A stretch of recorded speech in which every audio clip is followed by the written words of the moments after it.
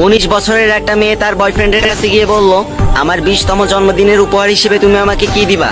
তখন তার বয়ফ্রেন্ড তাকে বলল, আরে পাগলি, এখনো তো অনেক সময় আছে, সময় মতো ঠিক দিয়ে দিব। বেশ কিছুদিন যাবার পর হঠাৎ করে মেয়েটি অজ্ঞান হয়ে যায় এবং তাকে ডাক্তারের কাছে নিয়ে গেলে ডাক্তার বলে তার হাড়ে একটা ফুটো হয়েছে এবং তার হাড় পরিবর্তন না করলে তাকে বাঁচানো সম্ভব হবে না। ছেলেটি জানতে পেরে মেয়েটির সাথে দেখা করতে আসে। তখন মেয়েটি কান্না করতে করতে বলে, আমি আর বেশি দিন বাঁচবো না। তখন ছেলেটি মুচকি একটা হাসি দিয়ে বলে, ধুর পাগলি, তোমার কিছুই হবে না, তুমি খুব শীঘ্রই সুস্থ হয়ে যাবে।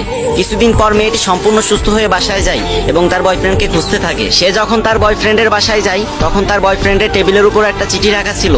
চিঠিতে লেখা ছিল, আমি বলেছিলাম না তুমি খুব শীঘ্রই সুস্থ হয়ে যাবে, দেখেছো আমি যা বলেছি তাই হয়েছে। আর তুমি আমার কাছে 20তম জন্মদিনের উপহার চেয়েছিলে না, আমি আমার হারটা তোমাকে দিয়ে দিছি।